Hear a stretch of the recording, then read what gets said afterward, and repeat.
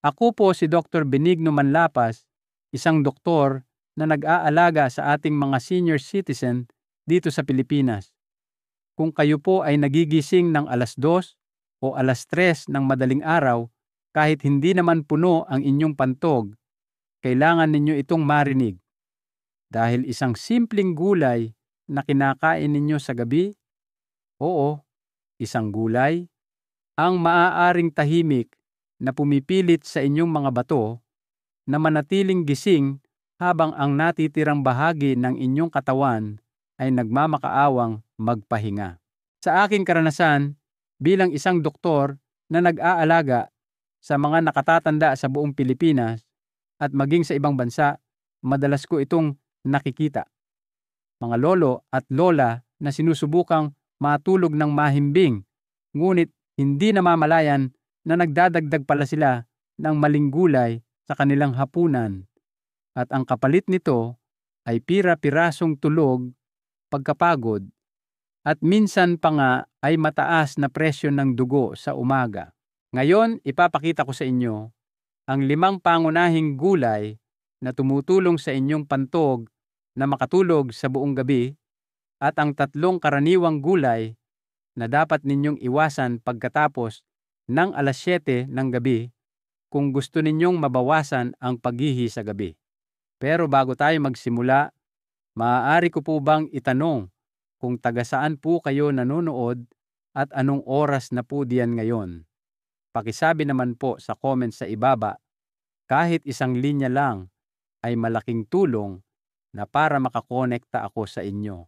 At kung nakakatulong ito sa inyo, huwag po ninyong kalimutang mag-subscribe para hindi ninyo makaligtaan ang mga simpleng payong base sa agham na ginawa para lamang sa mga senior na tulad ninyo.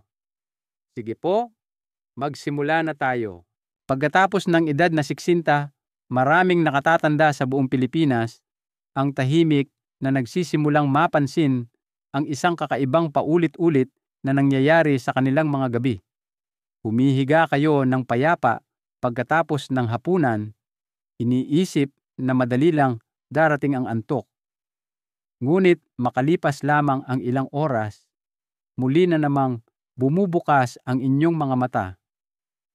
Hindi dahil sa ingay, hindi dahil sa sakit, kundi dahil sa pamilyar na pakiramdam na kailangan ninyong pumunta sa banyo. Minsan, 1, minsan, 2, at sa mga mahihirap na gabi, kahit 3 beses pa. At ang pinakamasama, hindi naman ninyo ramdam na puno ang inyong pantog. Kaya bakit ito nangyayari? Hayaan ninyong ipaliwanag ko sa simpleng paraan na walang malalalim na salitang medikal. Sa loob ng ating katawan, mayroong isang espesyal na hormone na tinatawag na vasopressin. Ang trabaho nito ay sabihan ang ating mga bato o kidneys na, gabi na, magdahan-dahan muna tayo at hayaang magpahinga ang katawan. Noong mas bata pa tayo, maayos na gumagana ang hormone na ito, binabawasan ang produksyon ng ihi sa gabi. Ngunit, pagkatapos ng 60, unti-unting kumukonti ang ginagawang vasopressin ng katawan at binabago nito ang lahat. Dahil sa mas kaunting vasopressin, hindi natatanggap ng mga bato ang senyales na magdahan-dahan. Patuloy silang sumasala ng mga likido tulad ng ginagawa nila sa araw. Kaya kahit gusto ng inyong isip na matulog, ang inyong mga bato ay patuloy na nagtatrabaho. Mas maraming ihi ang nagagawa. At di magtatagal, mararamdaman ng inyong pantog ang presyon. At iyon ang sandaling dahan-dahan kayong gigisingin ng inyong katawan, kahit 2:00 pa lang ng madaling araw. Ngayon, may isa pang dahilan, isa na iilan lang ang nakakaalam. Habang tayo ay tumatanda, nagiging mas sensitibo ang ating pantog. Noong mas bata pa kayo, kaya nitong maglaman ng 400 hanggang 500 mililitro ng ihi, katumbas ng 2 punong baso. Ngunit, pagkatapos ng 60, baka magpadala na ng agarang senyales ang inyong pantog, kahit 150 o 200 mililitro pa lang ang laman, kalahating baso lang po iyon. Kaya kahit kaunting likido lang sa loob ay maaaring magdulot ng malakas na pagnanais na bumangon. Hindi sa sira na ang inyong pantog, mas alerto lang ito kaysa dati. At ang pagiging alerto na iyon ay maaaring makagambala sa inyong pagtulog kahit na ang aktwal na dami ng ihi ay kaunti lamang. Ito ang dahilan kung bakit napakaraming nakatatanda ang nagigising hindi lang isang beses, kundi paulit-ulit. At sa paglipas ng panahon, ang pira-pirasong pagtulog ay nakakaapekto hindi lamang sa katawan, kundi pati na rin sa isipan, na nagdudulot ng pagkapagod, pagbabago ng mood, at maging mga problema sa memorya.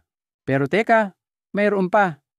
Paglubog ng araw, ang inyong digestive system, atay, at mga bato ay nagsisimulang magdahan-dahan. Naghahanda sila para sa pahinga, tulad ninyo. Ngunit kung kumakain tayo ng mga maling bagay o sa maling oras, hindi natin namamalayan na pinipilit natin ang mga organ na ito na magtrabaho ng mas mabigat. At kasama na riyan ang ilang mga gulay na tila hindi nakakasama, ngunit sa katotohanan ay nagdaragdag ng presyon sa pantog sa gabi. Halimbawa, ang mga gulay na may mataas na water content tulad ng pipino, kamatis, o upo ay maaaring malusog, ngunit kapag kinain ng gabi na, tahimik silang nagdaragdag ng laman sa inyong pantog. Ang iba naman, tulad ng hilaw na sibuyas o maanghang na talong, ay maaaring makairita sa daluyan ng ihi, lalo na sa mga matatanda. Ang resulta ay pareho lang, isang katawan na gustong magpahinga, ngunit isang pantog na laging tumatawag. Kaya ngayon, ang tunay na tanong ay nagiging malinaw. Anong uri ng mga gulay ang talagang makakatulong sa atin na bawasan ang pag-ihi sa gabi? Mayroon bang mga gulay na nagpapalamig sa sistema, sumusuporta sa pantog, at hinahayaang magpahinga ang mga bato pagkatapos magdilim? Opo, mahal kong kaibigan, mayroon. Sa susunod na bahagi, ipapakita ko sa inyo ang 5 pangunahing gulay na maaaring kainin ng mga nakatatandang Pilipino ng ligtas, mga gulay na banayad, nakakaginhawa, at palakaibigan sa pantog. Dahil kahit na nagbabago ang katawan sa pagtanda, nakikinig pa rin ito kapag inaalagaan natin ito ng may pag-iingat. At minsan, ang isang mapayapang gabi ay hindi nagsisimula sa estante ng gamot, kundi sa gulay na nasa inyong plato.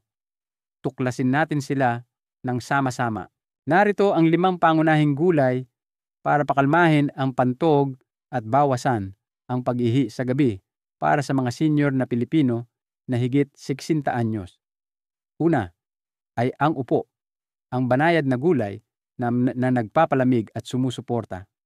Magsimula tayo sa isang simpleng gulay na matatagpuan sa halos bawat kusinang Pilipino, ang upo.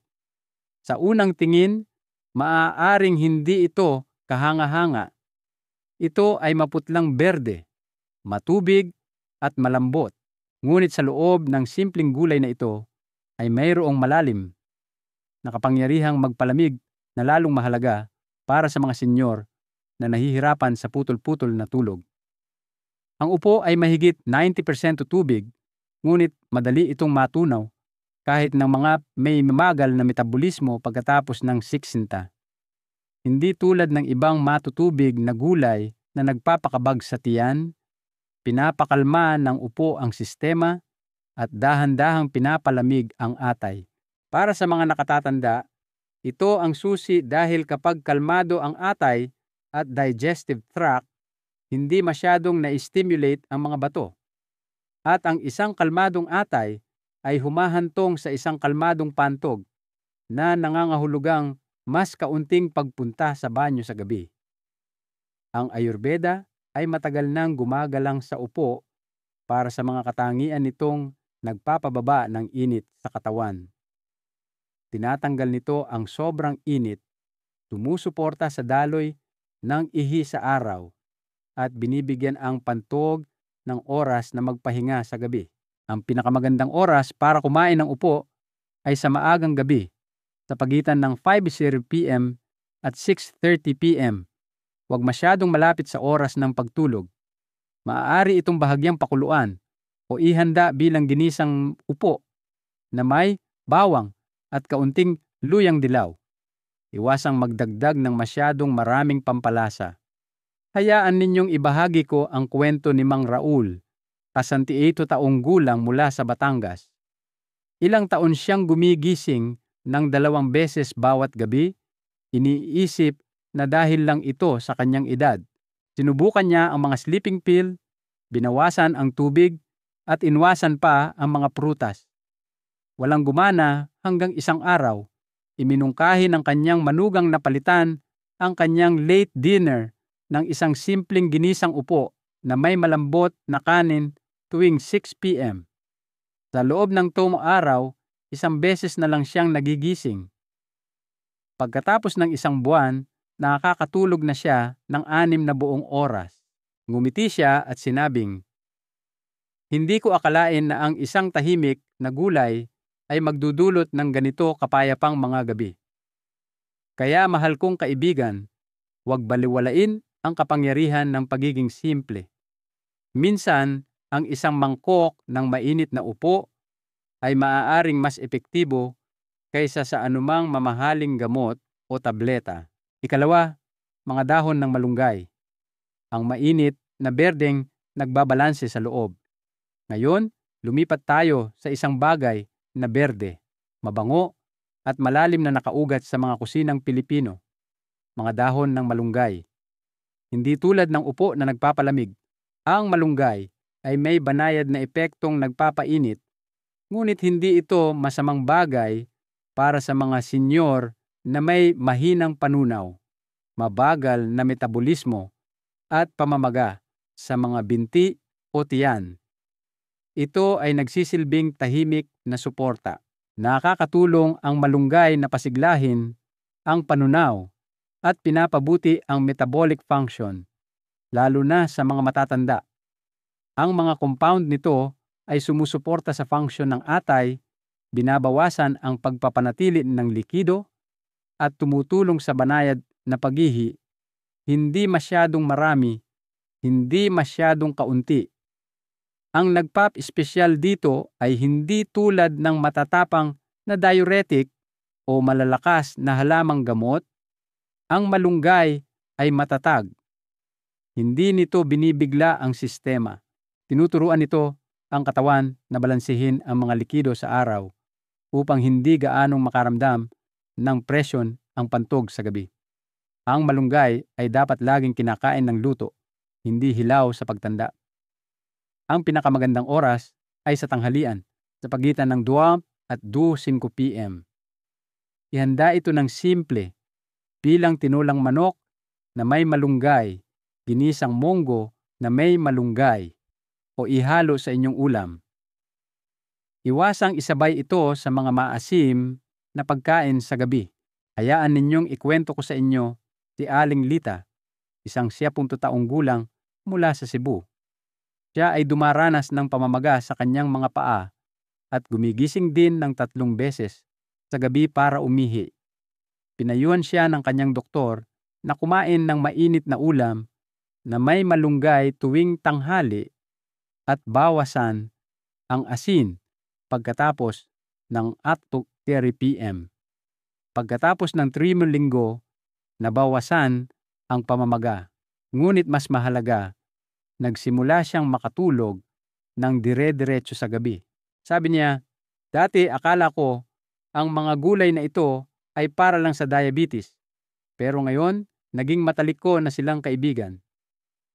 Itinuturo sa atin ng malunggay na mas mahalaga ang balanse kaysa sa mga sobra-sobra. Ang isang maliit na mangkok sa tamang oras ay maaaring magdulot ng malalaking pagbabago sa ritmo ng inyong pantog. Ikatlo, kalabasa.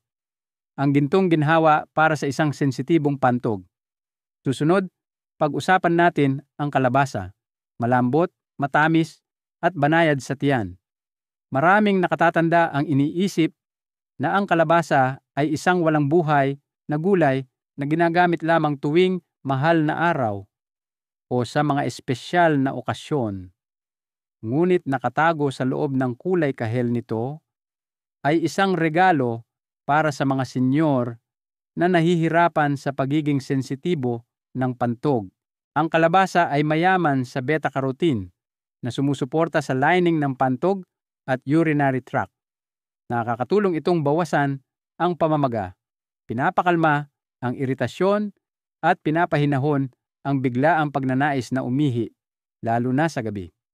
Ito ay isa sa mga pambihirang gulay na parehong magaan at lubos na masustansya. At dahil ito ay bahagyang matamis at malambot, madali ito para sa mga ngipin ng matatanda at mahinang panunaw. Ngayon, narito ang sikreto. Huwag kailanman kainin ang kalabasa bilang minatamis. Kung gusto ninyong matulog ng maayos, ang pinakamahusay na paraan ay pakuluan o steam ito at gumawa ng isang tuyong ginisang ulam na may bawang at kaunting mantika. Kainin ito sa maagang hapunan, mas mabuti bago mag 7:00 p.m. Iwasang isabay ito sa ibang mga pagkaing mataas sa asukal o pritong pagkain. Naaalala ko ang kwento ni Mang Mario, edad 73, mula sa Baguio. Madalas siyang may mahapding pakiramdam tuwing umiihi at inakala niyang impeksyon ito. Ngunit lahat ng resulta ng pagsusuri ay normal. Iminungkahi ng kanyang doktor ang kalabasa sa loob ng 8 buwan, simpleng pinasingawan na may luyang dilaw. Sa loob ng 2 linggo, nabawasan ang hapdi.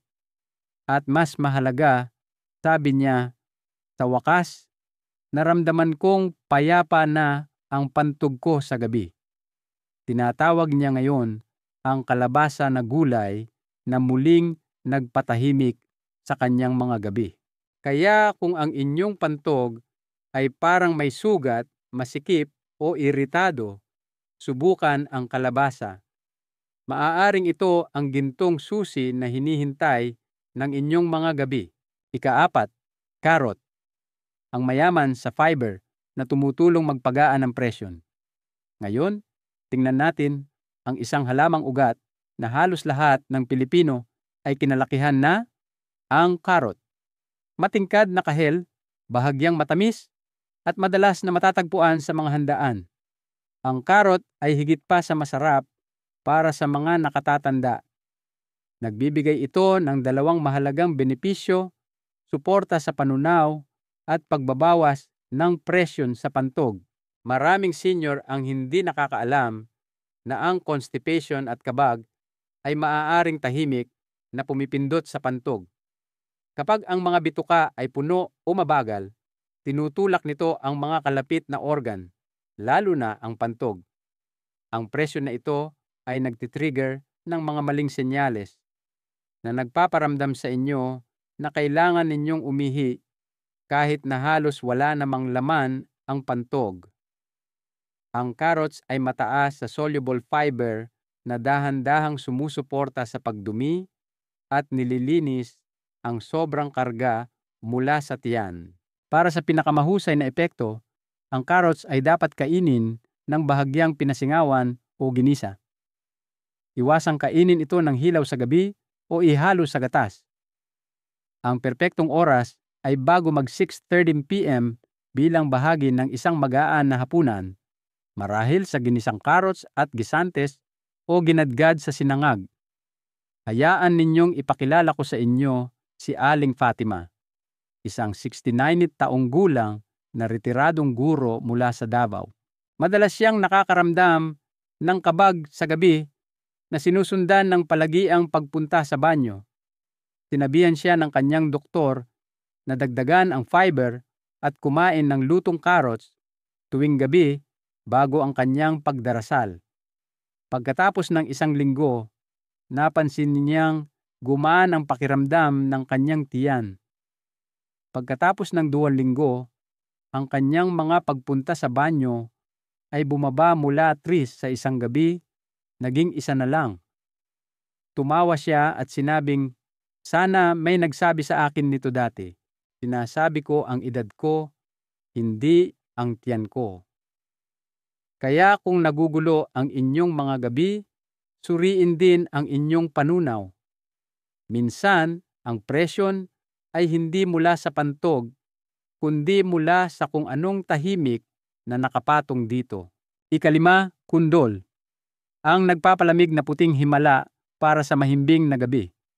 Sa wakas, tuklasin natin ang isang gulay na kilala sa Ayurveda dahil sa kalikasang nagpapalamig at nagpapakalma nito, ang kundol. Ang puting gulay na ito ay madalas na binabalewala. Ngunit para sa mga senior na may madalas na pag-ihi, maaaring ito ay isang nakatagong hiyas. Nakakatulong ang kundol na bawasan ang panloob na init, sumusuporta sa banayad na diuresis at natural na binabalanse ang pH ng ihi.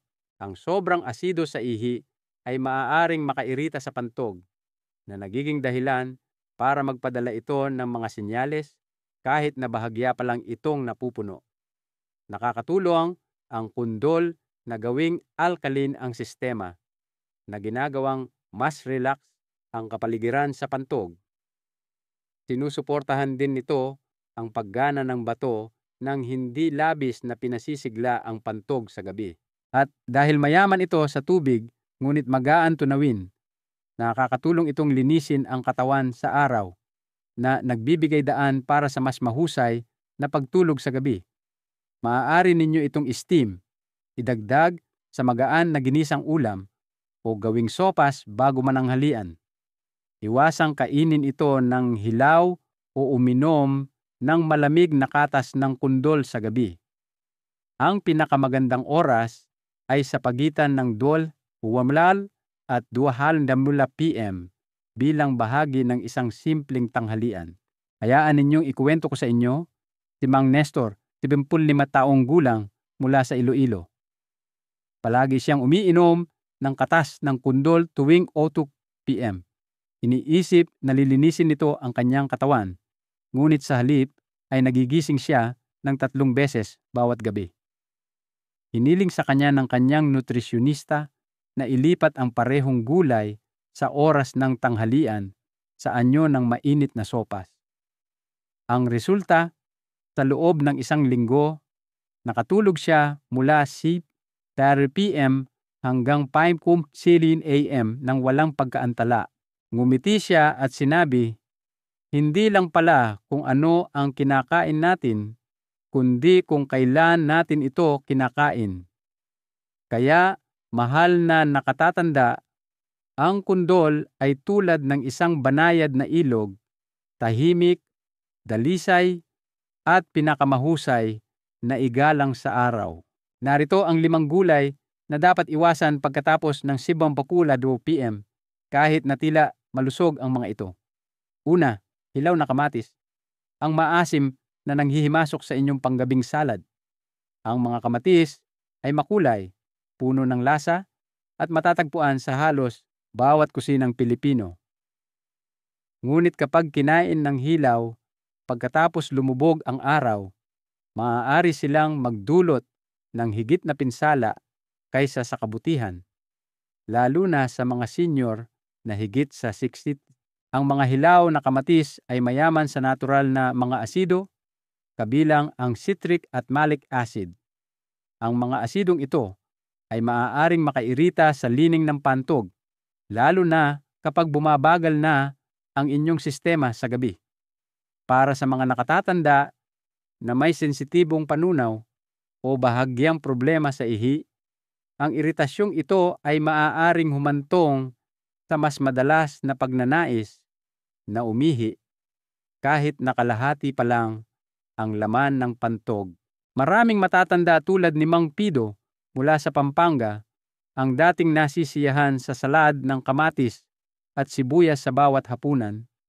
Ngunit palagi niyang napapansing nagigising siya pagsapit ng 2:00 AM, hindi mapakali at antok pa.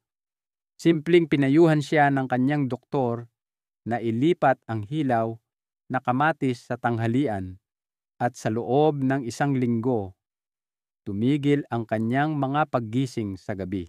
Kaya mahal kong kaibigan, kung nasisiyahan kayo sa mga kamatis, kainin ninyo itong luto sa sinigang, afritada, o kumain ng hilaw na hiwa bago mag 1 p.m. kapag mas malakas ang inyong panunaw at mas matatag ang inyong pantog. Pangalawa, talong. Ang mabigat na init na nananatili sa tiyan. Ang talong ay paborito sa buong Pilipinas, mula sa tortang talong hanggang sa adobong talong. Ngunit dapat mag-ingat ang mga nakatatanda kung kailan nila ito kinakain at kung paano ito inihahanda.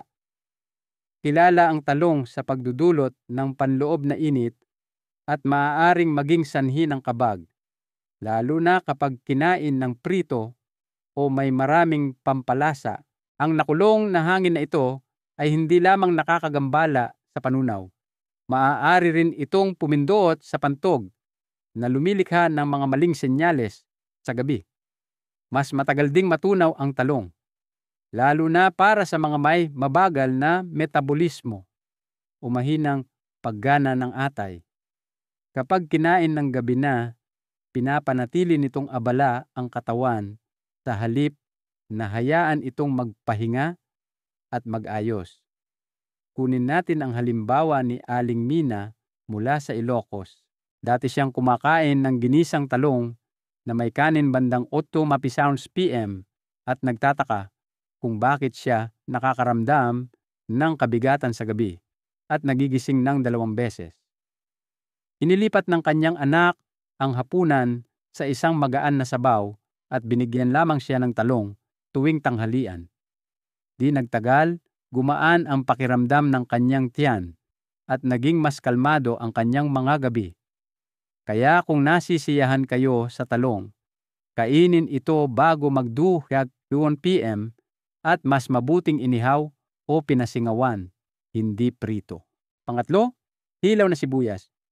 Ang matapang na hiwa na sumisira sa balanse.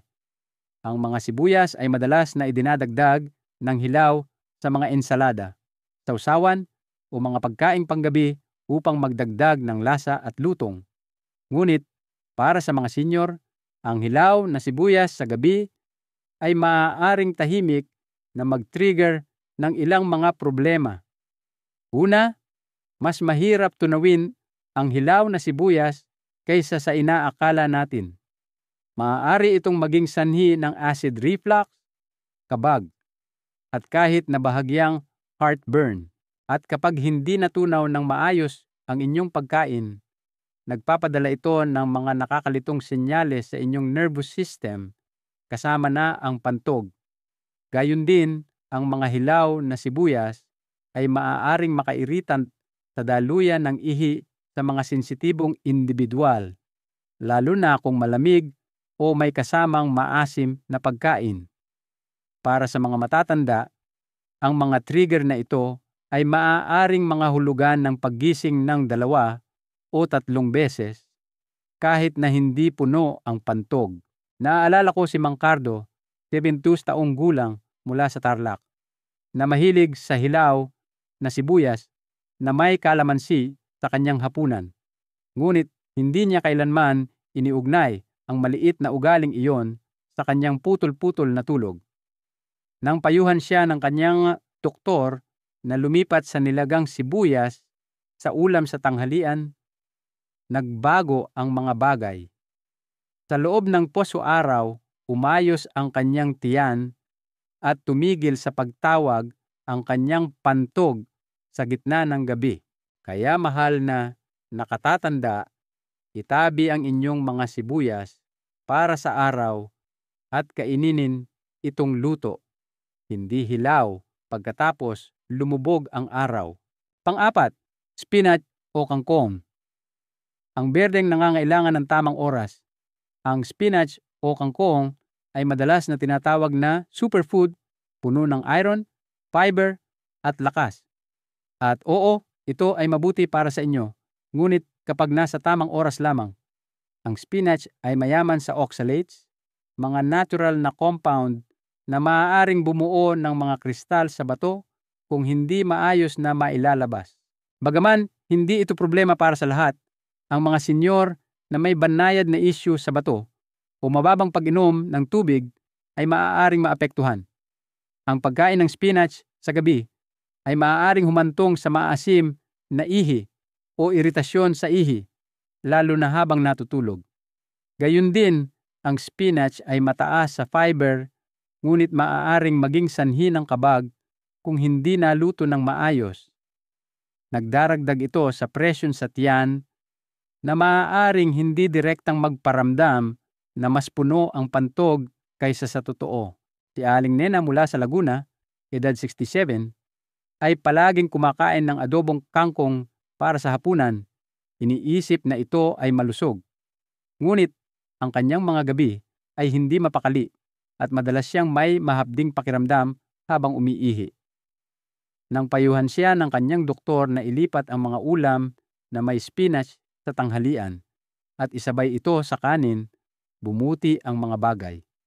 Kaya't mag-enjoy sa spinach, ngunit kainin ito bago mag 3 halap PM, laging lutong-luto, at huwag kailanman isabay sa mga pagkaing maasim. Panlima, pipino, ang malamig na salarin na pumupuno sa inyong pantog. Ang pipino ay isa sa mga pinaka-nagpapalamig at mayaman sa tubig na gulay sa Pilipinas. At sa araw, lalo na sa tag-init, ito ay isang biyaya. Ito ay nag-hydrate, nagpapaginhawa, at nagpapasariwa. Ngunit pagkatapos lumubog ang araw, ang parehong nagpapalamig na gulay na ito ay maaaring tahimik na makagambala sa inyong pagtulog. Ang pipino ay halos 96% tubig. At kapag kinain sa gabi, lalo na sa hapunan, pinapataas nito ang karga ng likido sa pantog. Para sa mga senior na ang mga bato ay bumabagal na sa gabi, ang dagdag na likidong ito ay maaaring magresulta sa madalas na pag-ihi, lalo na sa pagitan ng 1 at 4 AM. Gayun din, ang malamig na pipino ay maaaring makaapekto sa panunaw sa mga matatanda na may mahinang tiyan. Si Mang Harold mula sa Quezon City ay dating kumakain ng mga hiwa ng pipino habang nanonood ng TV pagkatapos ng hapunan. Akala niya ay mas mabuti ito kaysa sa matatamis. At totoo naman, ngunit hindi sumang-ayon ang kanyang pantog. Pagkatapos ilipat ang kanyang pipino sa tanghalian kasama ng kanin, nagsimula siyang matulog ng 1 hanggang 7 oras nang hindi nagigising. Kaya tandaan, mabuti ang pipino, ngunit hindi pagkatapos ng 6 PM. Kainin ito ng malamig at hilaw, ngunit bago lamang lumubog ang araw. Habang tayo ay tumatanda, ang ating katawan ay nagsisimulang magsalita sa mas tahimik na paraan. Nagiging mas sensitibo ito sa oras ng pagkain at maging sa maliliit na pagbabago sa pang-araw-araw na gawi. Lalo na pagkatapos ng edad na 60, ang paraan ng pagkain natin ng mga gulay. Oo, kahit na ang simpleng ulam ay maaaring humubog kung gaano tayo kahusay matulog, tumunaw ng pagkain, at kung ano ang ating pakiramdam sa buong araw. Hindi lang kung ano ang iyong kinakain, kundi kung kailan at paano mo ito kinakain ang nagiging mas mahalaga. Magsimula tayo sa timing o tamang oras. Ang pinakamagandang oras para kumain ng gulay ay tuwing tanghalian, sa pagitan ng 12 PM at 2 PM. Sa oras na ito, pinakamalakas ang inyong panunaw. Mainit ang inyong katawan at handa ang inyong sistema na sipsipin ng maayos ang mga sustansya. Maging ito man ay upo, malunggay, kalabasa o karot. Ang tanghalian ay kung kailan ang mga gulay na ito ay nagbibigay sa inyo ng pinakamaraming benepisyo. At dahil aktibo pa ang inyong mga bato at pantog sa araw, anumang sobrang likido o fiber ay napoproseso sa tamang oras, hindi habang sinusubukan ninyong matulog. Ngunit ang hindi alam ng maraming nakatatanda ay dapat iwasan ang mga hilaw na gulay tulad ng pipino, kamatiis o sibuyas pagkatapos lumubog ang araw. Ang mga hilaw na pagkain ay mas mahirap tunawin, lalo na kapag bumabagal na ang inyong metabolismo.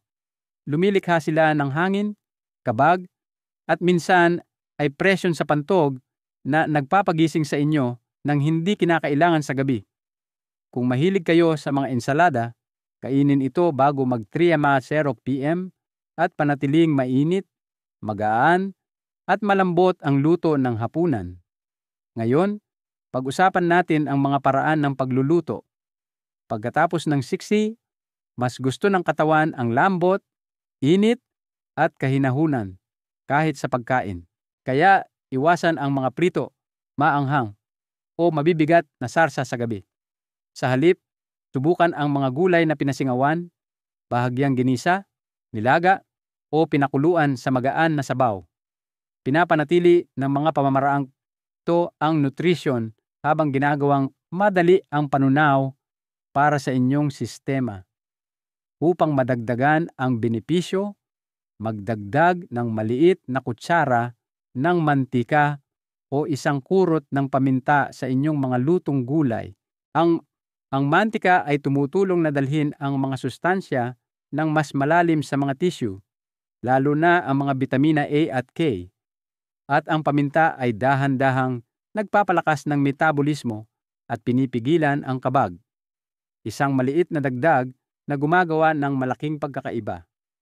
Isa pang mahalagang payo, iwasan ang paghahalo ng mga gulay at prutas sa hapunan kahit na parehong mukhang malusog. Halimbawa, huwag pagsabayin sa isang kainan ang adobong kangkong at papaya bilang dessert. Mas mabilis matunaw ang mga prutas kaysa sa mga gulay at maaaring umasim sa tiyan kung sabay na kinain, lalo na sa gabi. Ito ay maaaring humantong sa kabag, magulong pagtulog, at kahit na mas madalas na pagpunta sa banyo sa gabi. Kunin natin ang kwento ni Aling Rina mula sa Cavite. Dati siyang kumakain ng ensaladang pipino at nilagang mansanas tuwing 8:00 p.m. Iniisip na ito ay magaan, ngunit madalas siyang nakakaramdam ng kabag at nagigising ng 2 beses bawat gabi. Iminungkahi ng kanyang nutrisyonista ang mainit na ginisang kalabasa tuwing 6:30 p.m. sa halip at walang prutas sa hapunan. Sa loob ng 1 linggo, bumuti ang kanyang pagtulog at naging kalmado muli ang kanyang tiyan. Kaya, mahal na nakatatanda, pakatandaan po ninyo na ang inyong katawan ay kaibigan ninyo pa rin. Kailangan lang nito ng kaunti pang pag-aalaga, kaunting mas mahusay na timing, at kaunting mas malambot na pagkain. Sa maliliit na pagbabagong ito, kahit ang inyong pang-araw-araw na gulay ay maaaring maging gamot at ang inyong mga gabi ay maaaring muling maging payapa. Kaya mahal kong kaibigan, kung nanatili kayo sa akin hanggang ngayon, nais kong iwan sa inyo ang isang banayad na mensahe. Ang paulit-ulit na paggising sa gabi, pakiramdam na pagod, hindi mapakali, at pag-iisip kung ito ay bahagi lamang ng pagtanda ay hindi ninyo kasalanan. Hindi ito dahil lamang sa inyong edad. Kadalasan ito ay dahil walang sino man ang nagsabi sa atin kung gaano kalalim ang epekto ng oras ng ating pagkain sa ating pantog at pagtulog. At sa sandaling simulan nating unawain ang ating katawan, nagsisimula rin tayong gumaling ng natural, nang walang anumang pilitan. Bawat gulay na inilalagay ninyo sa inyong plato ay hindi lamang pagkain. Ito ay isang tahimik na gamot. Ngunit kung kakainin lamang sa tamang oras, sa tamang paraan, at may kaunting pagmamahal. Upo sa gabi, spinach bago mananghalian. Walang pipino pagkatapos lumubog ang araw. Ang mga ito ay hindi mga patakaran. Ang mga ito ay mga regalo para sa inyong katawan. Hindi ninyo kailangang ihinto ang pagkain ng gusto ninyo. Kailangan ninyo lamang itong ilipat ng dahan-dahan at pasasalamatan kayo ng inyong katawan sa pamamagitan ng mas malalim at mas kalmadong mga gabi. Narito po ang isang maliit na mungkahi. Sa susunod na 3 araw, subukang baguhin lamang ang inyong mga gulay sa hapunan. Gawin itong magaan, luto, at ihain bago mag 7:00 p.m. Gamit ang mga payong ating pinag-usapan, panoorin kung ano ang mangyayari sa inyong pagtulog. Maaaring mapansin ninyo ang mas kaunting pagpunta sa banyo. Maaaring mas sariwa ang pakiramdam ninyo sa paggising. Kahit isang dagdag na oras ng tuloy-tuloy na tulog ay parang isang biyaya.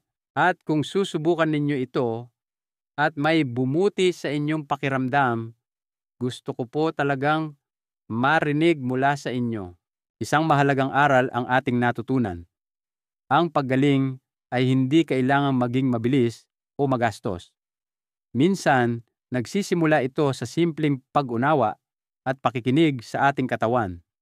Ang pagbabago sa maliliit na bagay, tulad ng kung anong gulay at anong oras natin ito kinakain, ay maaaring magdulot ng malaking ginhawa at kapayapaan sa ating buhay.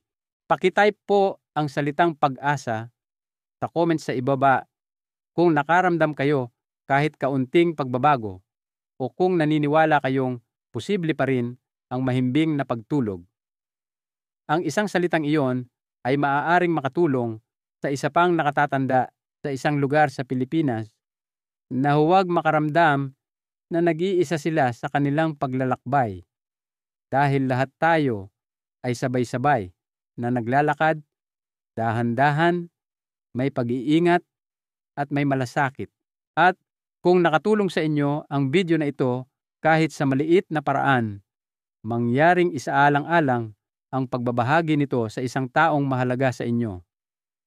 Maaaring sa inyong ate o kuya, sa inyong kapitbahay, sa inyong kabiyak, sa isang taong tahimik ding nagigising ng 2:00 ng madaling araw at hindi alam kung bakit. Sa pagbabahagi, binibigyan ninyo sila ng higit pa sa payo. Binibigyan ninyo sila ng pagkakataong muling makaramdam ng pahinga. At iyon ay isang napakagandang regalo. Kaya't kumain tayong lahat ng may kamalayan. Pakinggan natin ang ating mga katawan ng may kabaitan at matulog ng may kapayapaan sa ating mga puso. Dahil ang paggaling ay hindi kailangang maging magarbo o madalian. Minsan, nagsisimula ito sa isang malambot na pagkain na inihain sa tamang oras. Maraming salamat po. Naway magkaroon kayo ng tahimik na mga gabi, malusog na mga umaga, at pusong puno ng pag-asa. Magkita-kita po tayong muli